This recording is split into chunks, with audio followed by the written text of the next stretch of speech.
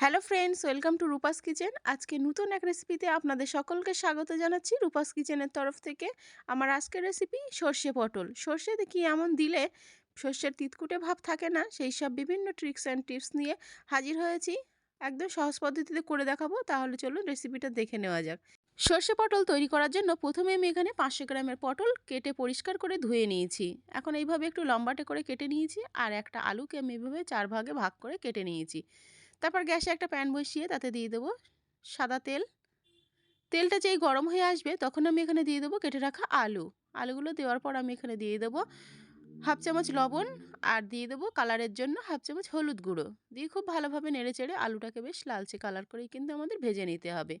মনে রাখবেন, আলুটাকে কিন্তু এখানেই আমাদের 40% কুক করে নিতে হবে, আর বাকি 60% আমরা রান্নাতে করে নেব। তারপর আলুগুলো এভাবে লাল লাল করে ভেজে নেওয়ার পর আমি আলুগুলোকে তুলে নিচ্ছি। সব আলুগুলোকেই আমি একটা অন্য পাত্রে তুলে নিচ্ছি।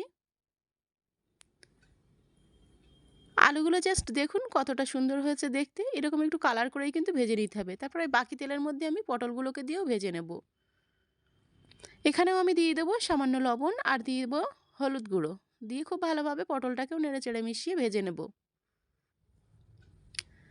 খুব ভালোভাবেই কিন্তু পটলটাকেও একটু লালচে কালার করে আমাদের ভেজে নিতে হবে। এখন দেখুন পটলটাকে কিছুক্ষণ ভাজার পর এরকম কালার চলে আসলে আমি পটলটাকেও তুলে নেব ওই একই পাত্রের মধ্যে। দেখুন সব পটলগুলোকেই আমি তুলে নিয়েছি। তারপর আমি ওই একই কড়াইয়ের মধ্যে দিয়ে দেবো সরিষার তেল। আমি এখানে 3 টেবিল চামচ সরিষার তেল ব্যবহার করেছি।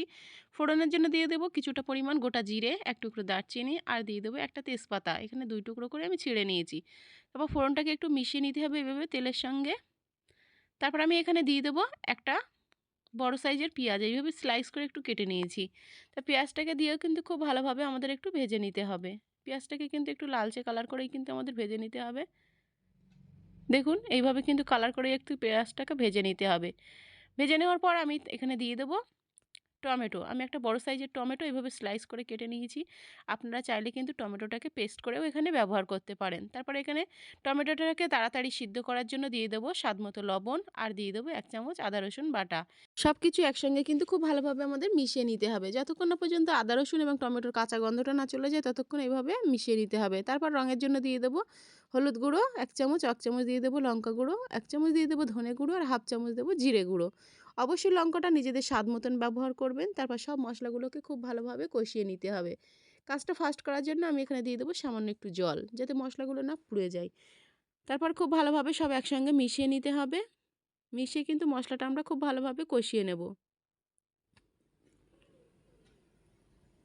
দেখুন মশলাটা কিন্তু খুব ভালোভাবে কষানো হয়ে গেছে। এখন তেলটা এইভাবে ছেড়ে দিলে আমি এখানে দিয়ে দেবো সর্ষে আর কাজু বাদামের পেস্ট।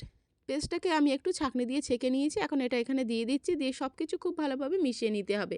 এখানে একটা টিপস বলে রাখি, যে সর্ষে পেস্ট করার সময় আপনারা যদি সেখানে কয়েক কোয়া কাজু বাদাম দিয়ে দেন, তাহলে কিন্তু সর্ষের যে তিতকুটে ভাবটা থাকে সেটা কিন্তু একদমই থাকবে না, একদম চলে যাবে। তারপর আমি এখানে দিয়ে দেবো ভেজে রাখা পটল আর আলু, দিয়ে সব কিছু একসঙ্গে খুব ভালোভাবে মিশিয়ে নিতে হবে।